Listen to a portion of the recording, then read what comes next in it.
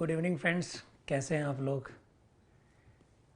उत्कर्ष के बैनर तले ये जो हमारी निःशुल्क ऑनलाइन क्लासेस चल रही है उसका सिलसिला आज भी जारी है।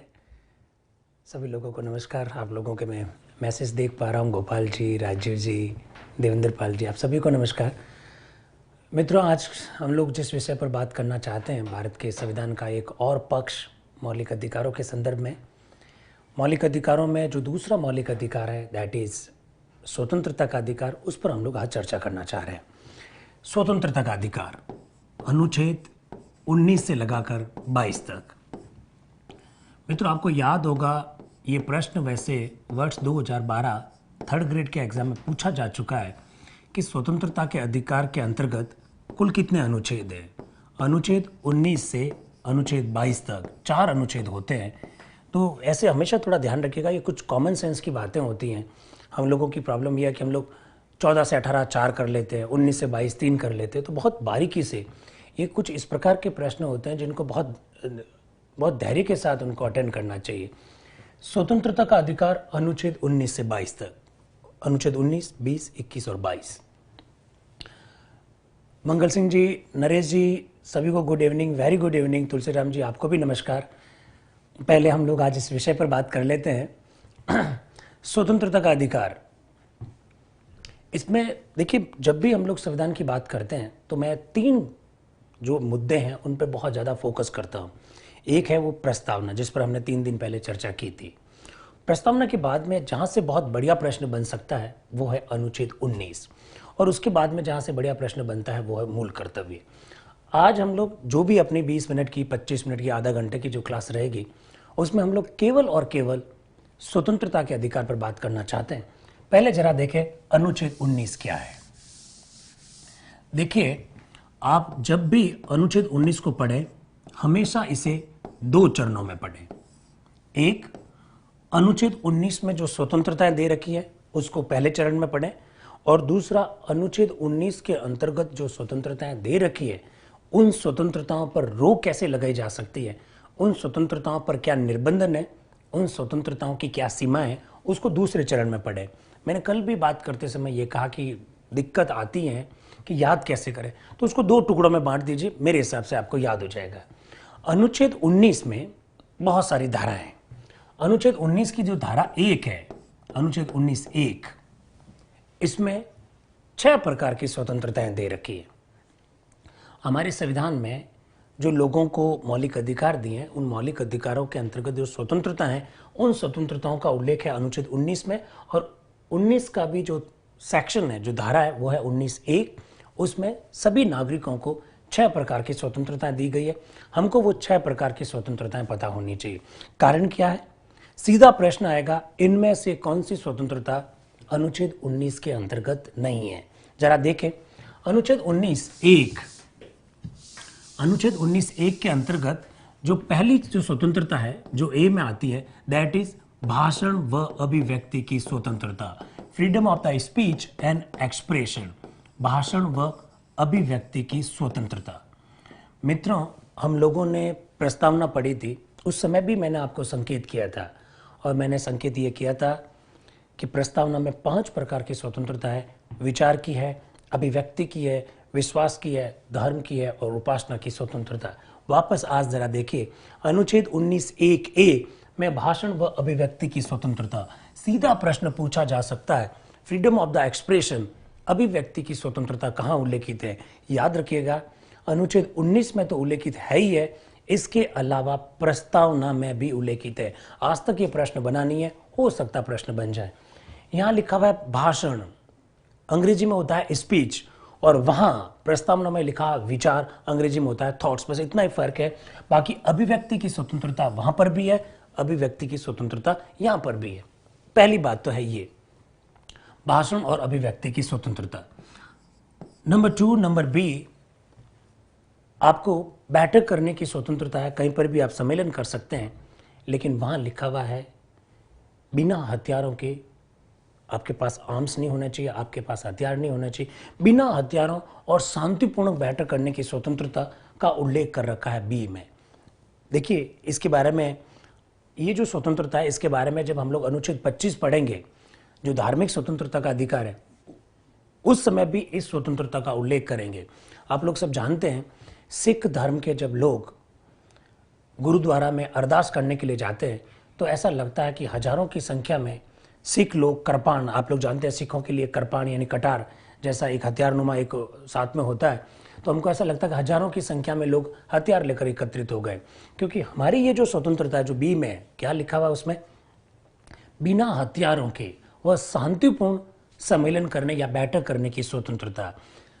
तो लोगों ने कहा कि ये जो सिख धर्म के जो लोग हैं वो कृपाण लेकर चलते हैं या एकत्रित होते हैं अरदास करते समय, तो ऐसा लगता है कि हजारों लोग हथियार लेकर एकत्रित हो गए। याद रखिएगा, ये इस स्वतंत्रता का उल्लंघन नहीं है। अनुच्छेद 25 में लिखा हुआ है सभी लोगों को अपने अपने धर्म के अनुरूप आचरण करने की स्वतंत्रता है। अतः यदि सिख समुदाय के लोग कृपाण या कटार लेकर चलते हैं तो वो अनुच्छेद 25 में जो लिखा हुआ है धर्म के अनुरूप आचरण करने की स्वतंत्रता उसके अनुकूल है, इसके प्रतिकूल नहीं है। इसको भी थोड़ा सा ध्यान रखिए आप। तीसरी प्रकार की जो स्वतंत्रता है वह है संगठन या संघ बनाने की स्वतंत्रता। आप संगठन बना सकते हैं या किसी भी प्रकार का संघ बना सकते हैं, इसकी स्वतंत्रता भी अनुच्छेद 19 में उल्लेखित कर रखी है। तो ये तीन जो स्वतंत्रता है वो इसी सीक्वेंस में आपको ये ध्यान रखना है। आगे देखिए जरा और क्या स्वतंत्रता है। आपको कहीं पर भी घूमने, कहीं पर भी रहने, घूमने फिरने की स्वतंत्रता, रहने या बसने की स्वतंत्रता चौथी और पांचवी स्वतंत्रता के रूप में है। और छठी और जो लास्ट स्वतंत्रता है वो है व्यापार करने की स्वतंत्रता, वाणिज्य करने की स्वतंत्रता। ये जो 6 स्वतंत्रता है, इन 6 स्वतंत्रता को आप याद रखिएगा। मैं इसको वापस बोलता हूं, क्या क्या प्रश्न बनेंगे इस पे हम लोग चर्चा करेंगे। भाषण और अभिव्यक्ति की स्वतंत्रता, कहीं पर भी बैठक करने की स्वतंत्रता, संगठन या संघ बनाने की स्वतंत्रता, घूमने फिरने की स्वतंत्रता, रहने या बसने की स्वतंत्रता, और लास्ट है व्यापार की स्वतंत्रता, वाणिज्य की स्वतंत्रता। देखिए यहां पर पहला प्रश्न तो यही बनेगा, हमारा जो ओरिजिनल कॉन्स्टिट्यूशन, जो मूल संविधान है, 26 जनवरी 1950 को जो लागू हुआ था, उस संविधान को हम लोग मूल संविधान कहते हैं। मूल संविधान के अंतर्गत 7 प्रकार की स्वतंत्रताएं थी। पहली बात तो है ये। दूसरी बात, 44वां संविधान संशोधन, याद रखें 44वें संविधान संशोधन के द्वारा 1978 में हमने अनुच्छेद 19 के अंतर्गत जो स्वतंत्रता थी संपत्ति अर्जित करने की स्वतंत्रता, उस स्वतंत्रता को हम लोगों ने 44वें संविधान संशोधन के द्वारा अब समाप्त कर दिया है। देखिए 44वां संविधान संशोधन 1978 में हुआ, मोरारजी देसाई जी की सरकार ने किया। और आप लोग जानते हैं हमारे कॉन्स्टिट्यूशन में पहले 7 मौलिक अधिकार थे। 44वें संविधान संशोधन के द्वारा संपत्ति प्राप्त करने का जो हमारा मूल अधिकार था उसे मूल अधिकार के रूप में हमने समाप्त किया, एक। और दूसरा, इसी संशोधन के द्वारा हमारे संविधान के अनुच्छेद 19 में संपत्ति अर्जित करने की जो स्वतंत्रता थी वो भी अब समाप्त कर दी गई है। तो एक ही संविधान संशोधन के द्वारा 2 बातें हुई है, इसको आप थोड़ा सा ध्यान रखें। तो मूल संविधान में 7 स्वतंत्रता है, वर्तमान में है 6 प्रकार की स्वतंत्रता है। अब देखिए ये तो फैक्चुअल बात है, ये तो तथ्यात्मक बात है। यहाँ प्रश्न क्या बन सकते हैं, किस तरह के बन सकते हैं, उसको जरा देखें। पहली जो स्वतंत्रता है वो है freedom of the speech and expression, भाषण व अभिव्यक्ति की स्वतंत्रता। मेरे हिसाब से सबसे बढ़िया प्रश्न यहीं से बनेगा। कारण कि इसका यह है क्योंकि ये काफी चर्चा में, आप लोगों ने देखा होगा पद्मावती मूवी को लेकर अभी ये स्वतंत्रता काफी चर्चा में रही है। अक्सर कोई न कोई ऐसी घटना घटित हो जाती है जिसके बारे में, जिसके संबंधित ये स्वतंत्रता होती है और उसकी वजह से काफी चर्चा में रहती है। भाषण और अभिव्यक्ति की स्वतंत्रता का मतलब क्या है? भाषण का मतलब तो है बोलने की स्वतंत्रता, जो मैं अभी आपके सामने कर रहा हूं, that is freedom of the speech. लेकिन ये जो अभिव्यक्ति है, that is freedom of the expression. अभिव्यक्ति की स्वतंत्रता बहुत व्यापक शब्द है, और अभिव्यक्ति की स्वतंत्रता का मतलब है मैं अपने विचारों को बोलकर व्यक्त कर सकता हूं, मैं अपने विचारों को गाना गाकर व्यक्त कर सकता हूं, मैं अपने विचारों को चुप रहकर व्यक्त कर सकता हूं, मैं अपने विचारों को नाचकर व्यक्त कर सकता हूं, मैं कोई कहानी लिखकर कर सकता हूं, मैं किसी न्यूज़पेपर में आर्टिकल लिखकर कर सकता हूं, मैं कोई पेंटिंग बनाकर अपने विचारों को अभिव्यक्त कर सकता हूं, मैं किसी प्रकार का कार्टून बनाकर अपने विचारों को अभिव्यक्त कर सकता हूं। तो अभिव्यक्ति काफी व्यापक शब्द है, ये थोड़ा सा आप ध्यान रखें। एक तो बात है ये। दूसरी बात, इससे रिलेटेड बहुत सारे मुद्दे हैं, इससे रिलेटेड बहुत सारी ऐसी बातें हैं जहां से प्रश्न बन सकता है। जरा देखें आप, आप लोगों ने सूचना का अधिकार, राइट टू इंफॉर्मेशन का नाम जरूर सुना होगा। ये राइट टू इंफॉर्मेशन जो है, इसके बारे में हमारी संसद ने वर्ष 2005 में एक कानून बनाया था, जिसे हम लोग राइट टू इंफॉर्मेशन एक्ट 2005 कहते हैं। आप ये सोच रहे होंगे कि मैं स्वतंत्रता की बात करता करता अचानक राइट टू इंफॉर्मेशन यानी सूचना के अधिकार पर क्यों आ गया। देखिए, राइट टू इंफॉर्मेशन सूचना का अधिकार और फ्रीडम ऑफ द इंफॉर्मेशन यानी सूचना की स्वतंत्रता भारत के संविधान के किसी भी अनुच्छेद में उल्लेखित नहीं है। सूचना के अधिकार जैसा कोई भी अधिकार या कोई भी ऐसी स्वतंत्रता भारतीय संविधान में उल्लेखित नहीं है। लेकिन सुप्रीम कोर्ट ने कई मामलों में ये कहा है कि सूचना का अधिकार इस अभिव्यक्ति की स्वतंत्रता का भाग है। एक उदाहरण दे रहा हूं आपको, ध्यान रखना, इस प्रकार का प्रश्न बन सकता है। SP Gupta versus union of the India, SP Gupta बनाम भारत संघ के मामले में सुप्रीम कोर्ट ने साफ कहा कि सूचना के अधिकार का उल्लेख भले ही भारतीय संविधान में नहीं हो, लेकिन भारतीय संविधान का अनुच्छेद 19(1)(a) जो अभिव्यक्ति की स्वतंत्रता देता है, सूचना का अधिकार उस अभिव्यक्ति की स्वतंत्रता का भाग है। अब आप मुझसे एक प्रश्न पूछोगे कि सूचना का अधिकार अभिव्यक्ति की स्वतंत्रता का भाग कैसे हो गया। देखिए, मैं कोई विचार व्यक्त करना चाहता हूं, जैसे उत्कर्ष के बारे में मैं विचार व्यक्त करना चाहता हूं, जैसे मैं संतोष जी कह रहे हैं, कुछ बात कह रहे हो, या महावीर जी चौधरी जो बात लिख रहे हैं, या राहुल कुछ बात कह रहे हैं, इनके बारे में मैं विचार व्यक्त करना चाहता हूं। तो मैं राहुल के बारे में या नरेश कुमार जी के बारे में या हरीश के बारे में या दिनेश प्रजापति के बारे में अगर कोई विचार व्यक्त करना चाहता हूं, तो वो मेरी अभिव्यक्ति की स्वतंत्रता का भाग है, मैं विचार व्यक्त कर सकता हूं। लेकिन मैं किसी के बारे में विचार कब व्यक्त करूंगा? जब मुझे उसके बारे में जानकारी हो। मोदी जी की सरकार कैसा काम कर रही है, वसुंधरा जी की सरकार कैसा काम कर रही है, मैं इसके बारे में विचार व्यक्त करना चाहता हूं, तो विचार व्यक्त करने से पहले मेरे पास होनी चाहिए सूचनाएं। मुझे मोदी जी की सरकार ने क्या क्या काम किए हैं, वे जब तक मुझे मालूम नहीं होगी तब तक मैं उसके बारे में कोई विचार अभिव्यक्त नहीं कर पाऊंगा। इसलिए सुप्रीम कोर्ट ने बहुत सारे केसेस में यह कहा कि सूचना का अधिकार अभिव्यक्ति की स्वतंत्रता की एक आवश्यक शर्त है। तो ध्यान रखिएगा, इस प्रकार का प्रश्न आ सकता है, सूचना का अधिकार या सूचना की स्वतंत्रता कौन सी स्वतंत्रता का भाग है? तो आप ध्यान रखना, भाषण और अभिव्यक्ति की स्वतंत्रता का भाग है। एक दूसरी बात, सूचना का अधिकार कब लागू हुआ, इसकी डेट 12 अक्टूबर 2005 है। जब इस विषय पर चर्चा करेंगे तो उसके बारे में भी बताएंगे। रामजस जी, आप चिंता ना करें इस बारे में। तो ध्यान रखें, सूचना का अधिकार संविधान में उल्लेखित नहीं है स्पष्ट रूप से, लेकिन उसे इनहेरेंट माना जाता है, इसे अभिव्यक्ति की स्वतंत्रता का भाग माना जाता है। इस बात को आपको थोड़ा सा ध्यान रखना है। दूसरी बात, हमारे संविधान में जो अभिव्यक्ति की जो स्वतंत्रता दे रखी है, उसकी कितनी व्याख्या की है हमारे सुप्रीम कोर्ट ने, कितनी डिटेल में, कितनी विशुद्ध व्याख्या की है, इसका एक एग्जाम्पल आपके सामने रख रहा हूं और वहां से भी बड़ा प्रश्न खड़ा बन सकता है, उसको जरा देखिएगा। आप लोगों ने नवीन जिंदल का नाम जरूर सुना होगा। ये कांग्रेस से जुड़े हुए हैं नवीन जिंदल, और कांग्रेस के सांसद भी रहे हैं, और डॉक्टर मनमोहन सिंह जी की जब सरकार थी उस सरकार में ये मंत्री भी थे। ये उद्योगपति है नवीन जिंदल।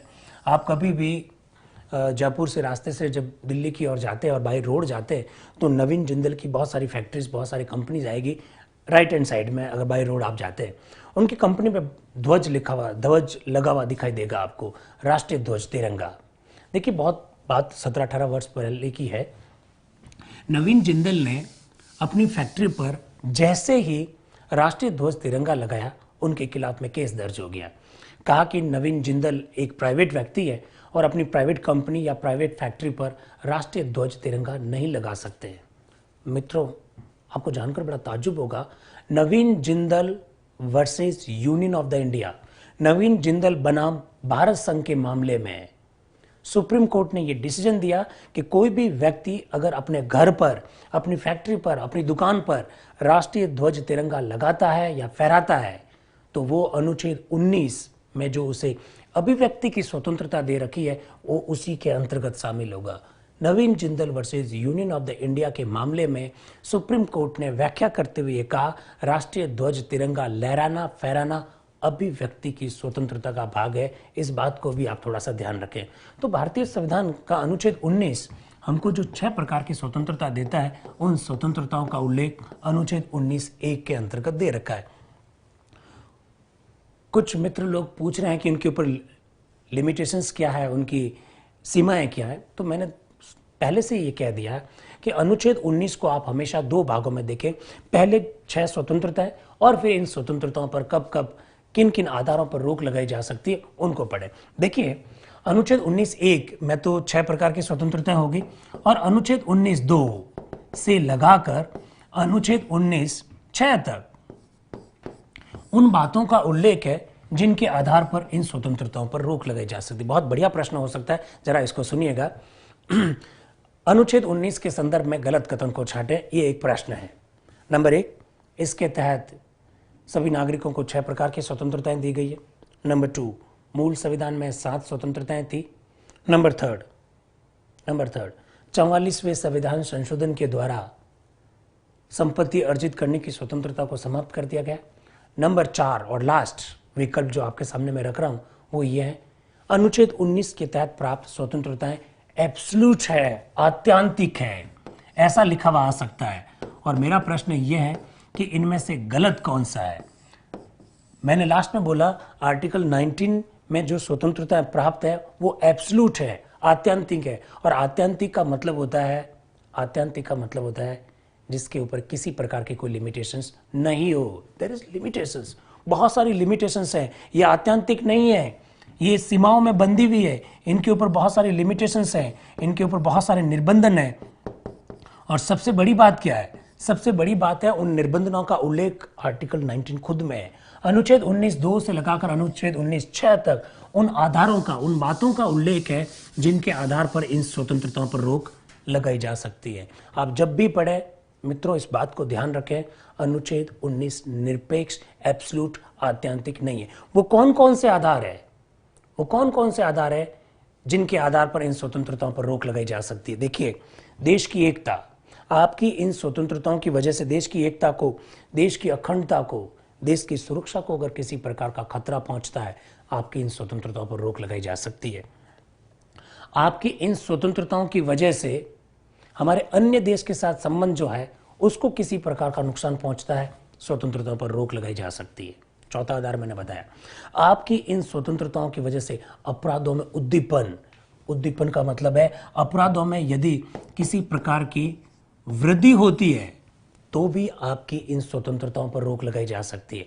आपकी इन स्वतंत्रताओं की वजह से लॉ एंड ऑर्डर, जो शब्द यूज कर रखा है वहां पर, दैट इज पब्लिक ऑर्डर, यदि आपकी इन स्वतंत्रताओं की वजह से लोक व्यवस्था को नुकसान पहुंचता है तब भी आपकी इन स्वतंत्रताओं पर रोक लगाई जा सकती है। आपकी इन स्वतंत्रताओं की वजह से न्यायपालिका की अवमानना होती है, न्यायपालिका की किसी प्रकार की इंसल्ट होती है, तब भी आप इन स्वतंत्रताओं पर रोक लगाई जा सकती है। ऐसा अनुच्छेद 19 में लिखा हुआ है। तो हमेशा ध्यान रखें, अनुच्छेद 19 जहां 1 और 6 प्रकार की स्वतंत्रताएं देता है, साथ ही साथ उन आधारों का भी उल्लेख करता है जिनके आधार पर उन स्वतंत्रताओं पर रोक लगाई जा सकती है। आप लोगों ने अक्सर देखा होगा दोस्तों, जैसे किसी जगह पर सांप्रदायिक दंगे हो जाते हैं। अगर राजस्थान की बात करें तो राजस्थान में आनंदपाल वाले इशू में एक गांव जो सांवराद काफ़ी चर्चा में रहा था, सांवराद में काफ़ी सारी बातें वहाँ पर हुई और सांवराद में लगभग 6-7 दिन तक इंटरनेट सेवाएं बाधित की गई।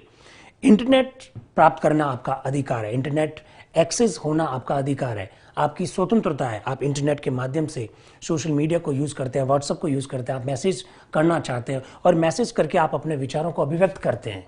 लेकिन दोस्तों, अगर वही इंटरनेट हमारे लॉ एंड ऑर्डर की प्रॉब्लम को क्रिएट करता है, वही इंटरनेट अगर हमारे सांप्रदायिक सौहार्द, कम्युनल हार्मोनी को नुकसान पहुंचाता है, तो उन स्वतंत्रताओं पर रोक लगाई जा सकती है। ऐसा अनुच्छेद 19 खुद कहता है। इसको भी थोड़ा ध्यान रखें।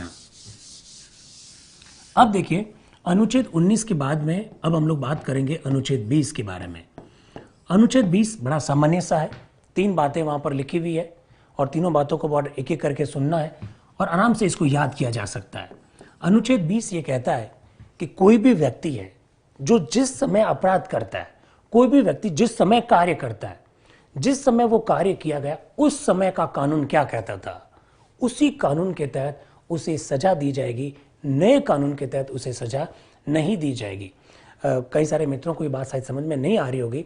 आत्यंतिक का मतलब मैंने रामकृष्ण जी बताया है, एब्सोल्यूट, इसका मतलब एक ऐसी स्थिति जिसके ऊपर किसी प्रकार की कोई सीमा नहीं है, आत्यंतिक उसको कहते हैं। जबकि हमारी जो स्वतंत्रता है उसके ऊपर बहुत सारी सीमाएं हैं, दैट्स वाई वो आत्यंतिक नहीं है। इस बात को ध्यान रखें आप। अनुच्छेद 20 क्या कहता है?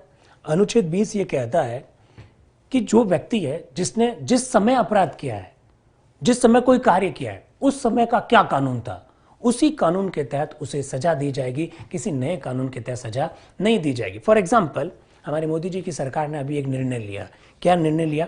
कि जो रैपिस्ट है, जो बलात्कारी है, और खासकर जो कम एज, जो बच्चों के साथ जो बलात्कार किए जाते हैं, ऐसे बलात्कारियों के लिए फांसी की सजा का प्रावधान किया गया। ठीक, ये समझ लीजिए, ये प्रावधान उदाहरण के तौर पर 20 अप्रैल को किया जाता है, 20 अप्रैल 2018 को। और कोई व्यक्ति है जिसने 20 मई 2017 को ऐसा कुकृत्य किया था जिसमें उसको बलात्कार के मामले में पकड़ा गया था, और वो भी बच्चों के साथ। 20 मई 2017 को जब उसने कोई अपराध किया, उस समय ये कानून नहीं था फांसी वाला, ये कानून अब आया। अब समझ लीजिए उसके मुकदमे की सुनवाई आज यानी 29 अप्रैल को हो रही है। 29 अप्रैल 2018 को यानी आज उसके मुकदमे की सुनवाई हो रही है। तो भारतीय संविधान का अनुच्छेद 20 का जो पहला पॉइंट है वो ये कहता है कि चूंकि उसने अपराध 20 मई को किया है, 20 मई 2017 को किया, उस समय का जो भी कानून था उसी कानून के तहत उसे सजा दी जाएगी। नया वाला जो कानून बना है उस कानून के तहत सजा नहीं दी जाएगी। इसका मतलब ये होता है, इसको आप इस तरह से याद रखिएगा, कोई भी कानून पूर्व की तिथि से लागू नहीं होता है, और पूर्व की तिथि से किसी को घाटा नहीं दिया जा सकता है, किसी को नुकसान नहीं दिया जा सकता है। ऐसा अनुच्छेद 20 का पहले वाली जो धारा है वो ये कहती है। अनुच्छेद 20 में जो दूसरी धारा है वो क्या कहती है? किसी व्यक्ति ने अगर एक अपराध किया है तो उसे सजा भी एक ही दी जाएगी। बड़ा ध्यान से सुनिएगा, किसी व्यक्ति ने अगर एक अपराध किया है तो उसे सजा भी एक ही दी जाएगी। एक्चुअली वहां पर यह लिखा हुआ है कि किसी व्यक्ति को एक अपराध के लिए 2 सजा नहीं दी जाएगी। अनुच्छेद 20 के अंतर्गत ये बात कही गई है। और एक इसके लिए मैं बहुत बढ़िया सा एक एग्जाम्पल आपके साथ साझा कर रहा हूं, मेरे हिसाब से आपको बात समझ में आ जाएगी। देखिए, मैं अक्सर क्लासेस में जब स्टूडेंट्स के साथ बातचीत करता हूं, जब स्टूडेंट्स के साथ इंटरेक्शन होता है, तब अक्सर मैं ये उदाहरण देता हूं। 21 मई मेरे सबसे बढ़िया एग्जाम्पल है। 21 मई 1991 को हमारे देश के पूर्व प्रधानमंत्री राजीव गांधी की हत्या हुई। जिन लोगों ने हत्या की उन लोगों को गिरफ्तार किया गया। आप लोग जानते हैं वो लिठे के आतंकवादी थे। ट्रायल कोर्ट में उनके ऊपर मुकदमा चला, ट्रायल कोर्ट ने उन्हें फांसी की सजा सुनाई। ये बात है लगभग 24-25 साल पुरानी। इन लोगों ने मद्रास हाई कोर्ट में अपील की फांसी की सजा के खिलाफ में। मद्रास हाई कोर्ट ने भी इनकी सजा को बरकरार रखा। ये 98 की बात है, 1998 की। मद्रास हाई कोर्ट के इस डिसीजन के खिलाफ में इन्होंने सुप्रीम कोर्ट में अपील की। सुप्रीम कोर्ट ने वर्ष 2004 में निर्णय दिया और इनकी फांसी की सजा को बरकरार रखा। मित्रों, आप लोग जानते हैं, वैसे हम लोग राष्ट्रपति जब टॉपिक पढ़ेंगे तो बहुत डिटेल में इस विषय पर चर्चा करेंगे। भारतीय संविधान का अनुच्छेद 72 आर्टिकल 72 ये कहता है कि कोई भी व्यक्ति राष्ट्रपति के समक्ष मर्सी पिटीशन यानी दया याचिका डाल सकता है। आर्टिकल 72 के तहत इन लोगों ने सुप्रीम कोर्ट के इस निर्णय के खिलाफ में राष्ट्रपति के समक्ष अपील की कि हमको माफ कर दीजिए। बात है 2004 की। राष्ट्रपति जी ने इसके 7 साल बाद, सितंबर की बात है, सितंबर 2011 में निर्णय लिया और निर्णय लेते हुए कहा कि इनको फांसी मिलनी चाहिए। पता क्या हुआ? राष्ट्रपति जी के इस निर्णय के खिलाफ में इन लोगों ने वापस मद्रास हाईकोर्ट में अपील की और मद्रास हाईकोर्ट ने इनकी फांसी की सजा पर रोक लगा दी। और रोक लगाने का आधार अनुच्छेद 20 का ये दूसरा वाला पॉइंट है। अगर आपने अपराध एक किया है तो आपको 2 सजा नहीं दी जा सकती। अब मुझे आप ये कहेंगे कि यहां 2 सजा कैसे हुई, जरा सुनिए आप। 1991 में 21 मई राजीव गांधी की वो हत्या करते हैं। वर्ष 2011 यानी 20 साल बाद में, लगभग 20 साल बाद में आप उनको फांसी की सजा देते हैं। ये तो एक सजा है। लेकिन जब उन्होंने हत्या की उसी दौरान उनको गिरफ्तार कर दिया गया। वो पिछले 20 वर्षों से जेल में थे। 20 वर्षों की सजा जेल वाली हुई, अब आप उनको फांसी दे रहे हो। जो इन लोगों के वकील थे उन्होंने इस तरह से अपनी बात को रखा कि 20 वर्ष की सजा हो गई, ऊपर से इनको फांसी सजा दे रहे हो, ये 2 सजा है। साथ ही साथ में उन्होंने ये कहा कि 1994 में पहली बार इनको फांसी की सजा मिली और अभी वर्ष 2011 चल रहा है, यानी लगभग 17 वर्षों से ये मानसिक रूप से इस बात को लेकर टेंशन में, मानसिक रूप से इस बात को लेकर तनाव में है कि इनको फांसी मिलेगी। आपने मेंटली इनको टॉर्चर किया, मानसिक रूप से भी आपने इनको तनाव दिया। एक अपराध के लिए 3 सजा है। मद्रास हाईकोर्ट के इस डिसीजन में इन लोगों की फांसी की सजा पर रोक इसी अनुच्छेद के आधार पर लिखी। किसी व्यक्ति ने अगर अपराध एक किया है तो उसे 2 सजा नहीं दी जा सकती, ऐसा अनुच्छेद 20 कहता है। अनुच्छेद 20 में मैंने कहा कि टोटल 3 पॉइंट है। अनुच्छेद 20 की जो धारा 3 है वो क्या कहती है? किसी भी व्यक्ति को खुद के खिलाफ गवाही देने के लिए आप उसे बाध्य नहीं कर सकते हैं। जैसे मैंने कोई अपराध किया, किसी भी प्रकार का अपराध किया, और पुलिस मुझे संदेह के आधार पर पकड़ती है और पुलिस मुझे मेंटली फिजिकली टॉर्चर करती है और मुझे मजबूर करती है कि तुम बताओ कि तुमने अपराध किया कि नहीं किया। ये कॉन्स्टिट्यूशन के आर्टिकल 23 का 20 की धारा 3 का उल्लंघन है। किसी भी व्यक्ति को खुद के खिलाफ गवाही देने के लिए आप बाध्य नहीं कर सकते। आप लोग सब टीवी वगैरह देखते हैं, न्यूज़पेपर वगैरह पढ़ते होंगे। आप लोग जानते हैं आजकल बहुत सारे टेस्ट, साइकोलॉजिकल टेस्ट आने गए हैं। ब्रेन मैपिंग टेस्ट का नाम सुना होगा, इवन नार्को टेस्ट का नाम आपने सुना होगा। कई बार झूठ पकड़ने वाली मशीन की भी हम लोग बात करते हैं कि लाई डिटेक्टर टेस्ट जिसे हम लोग कहते हैं। सेल्वी वर्सेस कर्नाटका स्टेट के मामले में सुप्रीम कोर्ट ने ये सभी प्रकार के टेस्ट, जो नार्को टेस्ट है, लाई डिटेक्टर टेस्ट है, ब्रेन मैपिंग टेस्ट है, इन सारे प्रकार के टेस्ट पर रोक लगा दी है इस अनुच्छेद के आधार पर, क्योंकि ये सारे टेस्ट व्यक्ति को मजबूर करते हैं खुद के खिलाफ गवाही देने के लिए। अब देखिए, अगर सुप्रीम कोर्ट इस तरह से रोक लगा देगा तो ऐसी स्थिति में तो पुलिस के लिए कार्रवाई करना ही संभव नहीं होगा। पुलिस कैसे किसी अपराधी से कोई अपराध उगलवाएगी, जबकि हार्डकोर जो क्रिमिनल्स होते हैं, जो इस सब चीज़ों के बहुत हैबिचुअल होते हैं, वो लोग तो कभी इस बात को एक्सेप्ट ही नहीं करेंगे। तो ऐसी स्थिति में सुप्रीम कोर्ट का जो इंटरप्रिटेशन है, सुप्रीम कोर्ट ने जो गाइडलाइन जारी की है, जो सुप्रीम कोर्ट ने इसमें जो डिटेल में जो बात कही है, वो ये कही है कि सामान्य प्रकार के नागरिकों के ऊपर narco test, brain mapping test, lie detector इस अनुच्छेद के आधार पर लागू नहीं किए जा सकते। लेकिन ऐसे लोग जिन्होंने महिलाओं के विरुद्ध में अपराध किए हैं, ऐसे लोग जिन्होंने देश के खिलाफ में काम किया है, उन लोगों पर ये टेस्ट करवाए जा सकते हैं, ऐसा अनुच्छेद 20 कहता है। सर जी, फिर तो हर फांसी की सजा दोहरी होगी, क्योंकि फांसी से पहले जेल में रखा जाता है। मैं आपकी बात से सुनील जी पूरी तरह से सहमत हूं, लेकिन आप जेल में इतना टाइम क्यों लगाते हैं? एक्चुअली में सुनील जी, बात यूं है कि सुप्रीम कोर्ट ने जब राजीव गांधी वाले मामले में जब निर्णय दिया, तब सुप्रीम कोर्ट ने यही कहा कि ये जो टाइम लगाया गया, आप जरा ध्यान से सुनिएगा, वर्ष 2004 से 2011 आपने ये जो 7 साल का जो वक्त रखा है, सुप्रीम कोर्ट का डिसीजन इस पर फोकस था कि ये जो आपने राष्ट्रपति जी ने हाँ या ना कहने में 7 साल लगा दिए, इस वजह से ये जो आपने इतना जो टाइम लगाया वो टाइम मत दीजिए। बाकी कोर्ट में तो जो टाइम लगेगा, जेल में रहना पड़ेगा, उसको आप उस तरह से मत देखिएगा कि ये एक ही अपराध के लिए 2 सजाएं।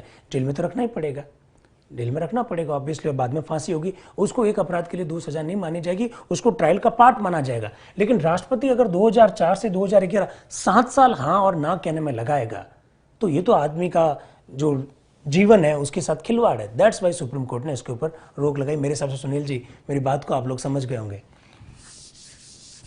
भारतीय संविधान का अनुच्छेद 21 बहुत साधारण सा अनुच्छेद है, और जैसे ही मैंने बोला आपके मन में उसका आंसर भी आया होगा।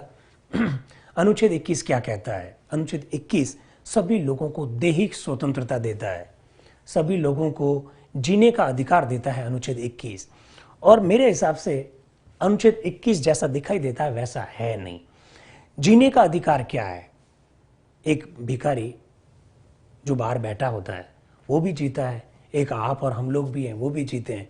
सुप्रीम कोर्ट ने कई सारे मामलों में अनुच्छेद 21 की व्याख्या करते हुए कहा कि जीने का अधिकार का मतलब सिंपल जीना नहीं है, विथ डिग्निटी, गरिमा के साथ जीना है। और जीने के लिए व्यक्ति को अगर शुद्ध पानी चाहिए, वो भी उसके अनुच्छेद 21 में भाग माना जाएगा। अगर रहने के लिए मकान चाहिए, आवास का अधिकार भी अनुच्छेद 21 का भाग माना जाएगा। उसको शुद्ध हवा चाहिए, वो भी अनुच्छेद 21 का भाग माना जाएगा। उसको शुद्ध पर्यावरण चाहिए, वो भी अनुच्छेद 21 का भाग माना जाएगा। देखिए, इस संदर्भ में मैं कुछ मामलों की ओर आपका ध्यान खींचना चाहता हूं, क्योंकि ऐसे मामले बहुत बढ़िया प्रश्न बनते हैं। आप लोग थोड़ा सा ध्यान रखें। जो मित्र लोग कंपटीशन की तैयारी कर रहे हैं, मैं उनकी बात कर रहा हूं। आप लोग कम से कम 30 से 35 सुप्रीम कोर्ट के जो वाद हैं उनका जरूर ध्यान रखिएगा। वो किससे संबंधित हैं, वो कब हुए, वो क्यों हुए, इस प्रकार के प्रश्न पूछे जा सकते हैं। मैं पहला जो वाद जिसकी ओर आपका ध्यान खींच रहा हूं, जरा देखिएगा। मेनका गांधी संजय गांधी की वाइफ मेनका गांधी ने सुप्रीम कोर्ट में एक मामला दर्ज करवाया। उस मामले का नाम है Maneka Gandhi versus union of the India, 1978 की बात है।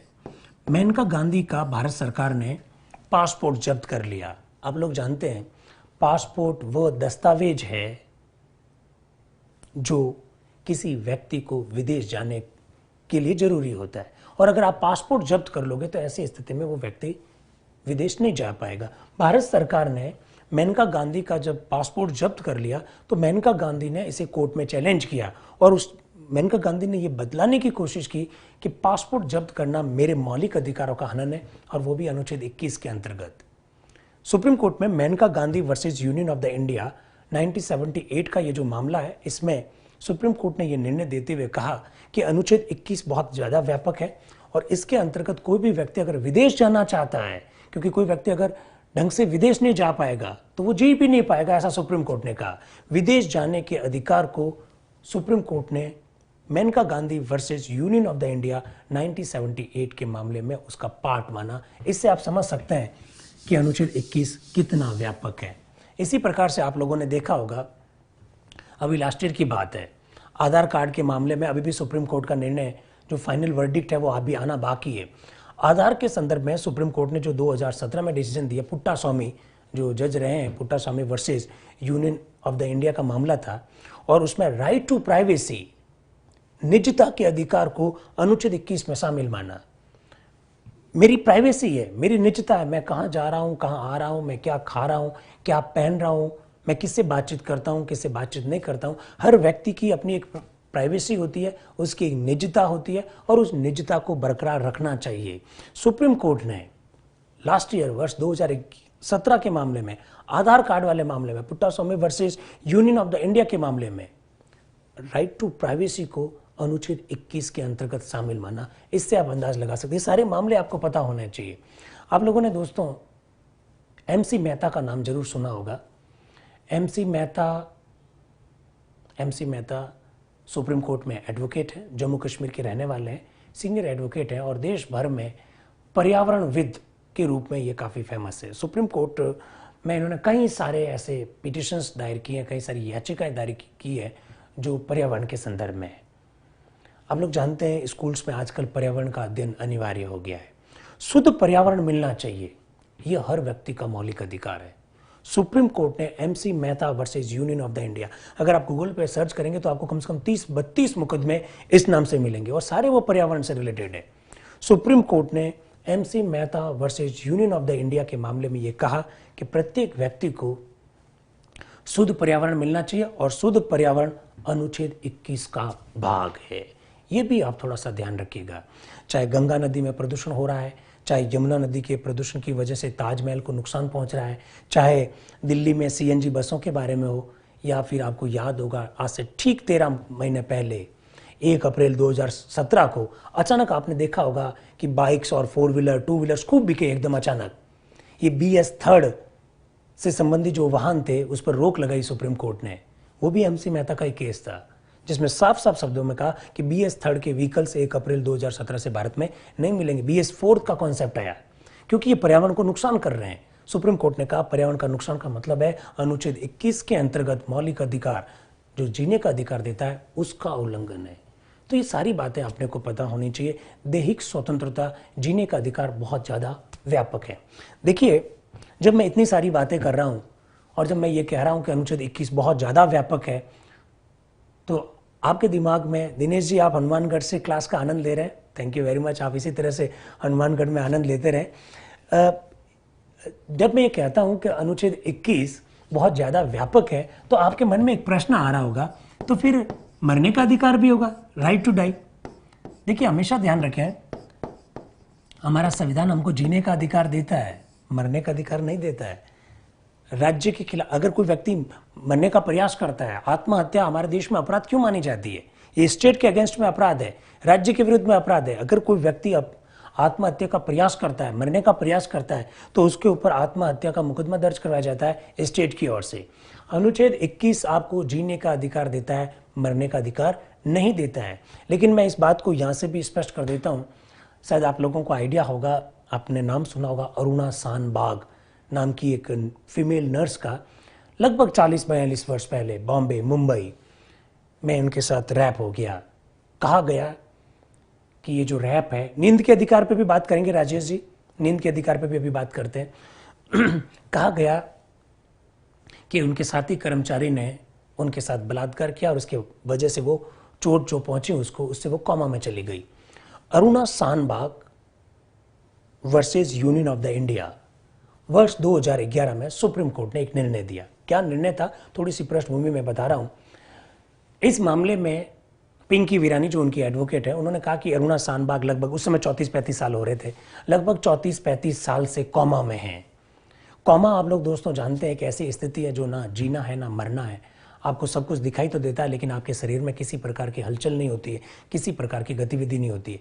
तो ऐसी स्थिति में जो उनकी एडवोकेट थी, उन्होंने सुप्रीम कोर्ट में कहा कि ये जो अरुणा है वो सही ढंग से जी नहीं पाई, तो आप यूं करिए, उसको मरने दे दीजिए, आप कोई ऐसी टैबलेट दे दीजिए, ऐसा कोई इंजेक्शन दे दीजिए जिससे कि वो सही ढंग से मर सकें। देखिए, इस मामले में Aruna Shanbaug versus union of the India के मामले में सुप्रीम कोर्ट ने बहुत विशुद्ध व्याख्या की अनुच्छेद 21 की और साफ शब्दों में कहा कि हमारा कॉन्स्टिट्यूशन व्यक्ति को जीने का अधिकार देता है, मरने का अधिकार नहीं देता है। लेकिन मैं जब ये कह रहा हूं कि ये मामला इतना महत्वपूर्ण है कि पहली बार सुप्रीम कोर्ट ने इस बात को स्वीकार किया कि किसी व्यक्ति को मरना दिया जा सकता है, लेकिन कब? किसी व्यक्ति को यदि कोई असाध्य बीमारी हो गई, असाध्य बीमारी का मतलब उसके जीने की कोई संभावना नहीं है। विवेक जी आप सही कह रहे हैं, मैं उसी की तरफ जा रहा हूं, जिसके जीने की कोई संभावना नहीं है। ऐसी स्थिति में यदि 4 डॉक्टर्स का मेडिकल बोर्ड अगर ये लिख कर दे दें कि इनके जीने की कोई संभावना नहीं है, तब ऐसी स्थिति में मरने का अधिकार उसे दिया जा सकता है। यानी सुप्रीम कोर्ट ने पहली बार Aruna Shanbaug versus union of the India के मामले में मरने का अधिकार बहुत कम मात्रा में स्वीकार किया। इस बात को भी आप थोड़ा सा ध्यान रखें। तो अनुच्छेद 21 बहुत व्यापक है। अभी राजेश जी पूछ रहे थे कि नींद का अधिकार, यस, हर व्यक्ति को निद्रा का अधिकार है और ये पूरा की तरह से मौलिक अधिकार है। निद्रा का कोई अधिकार थोड़ी ना होता है, निद्रा का अधिकार भी होता है मुकेश जी। और शायद आप लोगों को याद होगा दिल्ली का वो सीन जिसमें बाबा रामदेव को रात में उठाया गया था, लोगों को पकड़ने का प्रयास किया गया था, वहाँ पर धारा 144 लगा दी गई थी। वहाँ सुप्रीम कोर्ट ने खुद ने इनिशिएट लेते हुए कहा कि किसी भी व्यक्ति अगर कोई गहरी नींद में सो रहा है 2 बजे, आप 2 बजे उनको उठाकर पकड़कर जेल में डालते हो और आप उसका आधार बनाते हो कि वो लॉ एंड ऑर्डर को नुकसान पहुंचा सकते हैं। तो सुप्रीम कोर्ट ने इस मामले में ये निर्णय देते हुए कहा हर व्यक्ति को गहरी नींद लेने का भी अधिकार है और अनुच्छेद 21 में जीने के अधिकार में उसको भी शामिल किया गया, इसलिए वो आप एकदम सही कह रहे हैं। अब हम लोग बात करते हैं अनुच्छेद 22 की।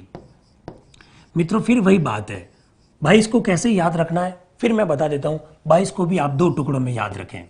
कैसे याद रखेंगे? अनुच्छेद 22 में पहले तो उस व्यक्ति को जो गिरफ्तार हो रहा है उसके कौन कौन से अधिकार होंगे, इस बात का उल्लेख कर रखा है अनुच्छेद 22 में। प्रत्येक व्यक्ति जो गिरफ्तार हो रहा है उसे अपने गिरफ्तारी के कारणों को जानने का अधिकार है। वर्ष 2007 सब इंस्पेक्टर के पेपर में यह प्रश्न पूछा जा चुका है। हर व्यक्ति जो गिरफ्तार हो रहा है उसे अपनी गिरफ्तारी के कारणों को जानने का अधिकार है। हर व्यक्ति जो गिरफ्तार हो रहा है उसे अपने बचाव में लीगल एक्सपर्ट, वकील से सहायता लेने का अधिकार है। और हर व्यक्ति जो गिरफ्तार हो रहा है उसे 24 घंटे के भीतर मजिस्ट्रेट के समक्ष उपस्थित होने का अधिकार है अनुच्छेद 22 के अंतर्गत। इसको थोड़ा सा आप ध्यान रखें। गिरफ्तारी के कारणों को जानना, विधि व्यवसाय से सहायता लेने का अधिकार और 24 घंटे के भीतर मजिस्ट्रेट के समक्ष उपस्थित होने का अधिकार दे रखा है अनुच्छेद 22 में। लेकिन मैंने जैसा कि दोस्तों कहा, अनुच्छेद 22 2 टुकड़ों में याद रखना। ऊपर तो ये 3 बातें याद रखनी है और नीचे क्या बातें याद रखनी है, ये बातें उन लोगों पर लागू नहीं होगी। ये जो जिन अधिकारों की हम लोग बात कर रहे हैं, ये बातें उन लोगों पर लागू नहीं होगी जिन्हें डिटेंटिव लॉज, जिन्हें निरोधक कानून में गिरफ्तार किया है। अब आप मुझसे पूछोगे ये निरोधक कानून क्या है? आपने नाम सुना होगा टाडा, आपने नाम सुना होगा पोटा, ये सब समाप्त किए जा चुके हैं। राजको का, गुजको का, मको का, रासू का, राष्ट्रीय सुरक्षा कानून, ये सब वो कानून है, ये सब वो कानून है जिसे हम लोग डिटेंटिव लॉज कहते हैं। यदि किसी को निरोधक कानून में आप गिरफ्तार करोगे तो उसके ऊपर ये बात लागू नहीं होगी। साथ ही साथ में ये भी कह रखा है कि किसी दुश्मन देश के नागरिक को अगर आप पकड़ोगे तब भी ये सारी बातें उसको लागू नहीं होगी। लेकिन एक बात मैं बहुत क्लियर करना चाहता हूं, यदि किसी व्यक्ति को डिटेंटिव लॉज में भी आप गिरफ्तार कर रहे हैं तो भी आप उसको कारण मत बताइए, लेकिन 3 महीने से ज्यादा उसे डिटेन नहीं रख सकते हैं। 3 महीने से ज्यादा अगर आपको डिटेन रखना है तो ऐसी स्थिति में आपको एक कमेटी बनानी होगी और उस कमेटी की अध्यक्षता वो व्यक्ति करेगा जो हाईकोर्ट का जज हो, हाईकोर्ट में जज रह चुका हो या हाईकोर्ट में जज बनने की क्वालिफिकेशन रखता हो। अगर उस व्यक्ति की अध्यक्षता वाला बोर्ड आपको परमिशन देता है तो उस व्यक्ति का डिटेंशन आप और कंटिन्यू कर सकते हो, नहीं तो 3 महीने में आपको इसको छोड़ना पड़ेगा। ऐसा अनुच्छेद 22 में लिखा हुआ है। कुछ मित्र लोग 21A की बात कर रहे हैं, ऑब्वियसली हमको अनुच्छेद 21A के बारे में भी बात करनी चाहिए, लेकिन एक मित्र ने 21A छोटा लिख दिया। छोटा वाला नहीं लिखना है, कैपिटल A है ये 21A, और कैपिटल A लिखने का मतलब है जिसे हमने बाद में जोड़ा है। 21 ये कहता है कि 6 से 14 वर्ष तक के सभी बच्चों को निःशुल्क व अनिवार्य प्राथमिक शिक्षा दी जाएगी। दिनेश जी, मैं आर्यभट्ट नहीं हूँ, बहुत साधारण सा व्यक्ति हूँ, ये सब आप लोगों का प्रेम है जिसकी वजह से आप लोगों से रूबरू होने का, निर्मल जी का ये विशेष प्रेम है कि वो मुझे अवसर देता है कि आप लोगों से मैं अपनी बातचीत कर सकूं, अपनी बातों को आपके सामने रख सकूं। कोई आर्यभट्ट नहीं, बहुत ही साधारण किस्म का इंसान हूँ। 21A ये कहते हैं कि 6 से 14 वर्ष तक के सभी बच्चों को निःशुल्क व अनिवार्य प्राथमिक शिक्षा दी जाएगी। और 21A देखो, थोड़ा सा ध्यान रखें आप, A है, कैपिटल A है। कैपिटल A का मतलब ये है कि ये एक अपने आप में एक अलग से अनुच्छेद है। और दूसरी बात ये भी ध्यान रखना, कैपिटल है इसका मतलब इसको बाद में जोड़ा गया। 86वें संविधान संशोधन के द्वारा वर्ष 2002 में इसे जोड़ा गया था। 86वें संविधान संशोधन के द्वारा। एक और दूसरी बात, क्यों जोड़ा गया इसका कारण भी बता देते हैं। अटल बिहारी वाजपेयी जी देश के प्रधानमंत्री थे, उनके समय हमारे संविधान की समीक्षा करने के लिए सुप्रीम कोर्ट के पूर्व मुख्य न्यायाधीश MN वेंकट चलैया की अध्यक्षता में एक आयोग बनाया गया था, दैट वाज संविधान समीक्षा आयोग। इस संविधान समीक्षा आयोग ने यह सिफारिश की थी कि 6 से 18 वर्ष तक के बच्चों के लिए निःशुल्क शिक्षा का प्रावधान होना चाहिए। तो 6 से 18 वाला तो नहीं हो पाया, हमने कर दिया 6 से लगाकर 14 वर्ष तक। तो ये सब बातें स्वतंत्रता के अधिकार के अंतर्गत आती हैं। आज हम लोग मौलिक अधिकार के अंतर्गत स्वतंत्रता के अधिकार के बारे में चर्चा की। कल हम लोग शोषण के विरुद्ध अधिकार, इसके अलावा धार्मिक स्वतंत्रता के अधिकार के बारे में बात करेंगे। मित्रों, आप लोग इसी तरह से सुनते रहें, अपने कमेंट्स को इसी तरह से देते रहिए। हम लोग आपस में बातचीत अपने जारी रखेंगे। Thank you very much. Click on the subscribe button to subscribe to our channel. Press the bell icon on the YouTube app and never miss another update.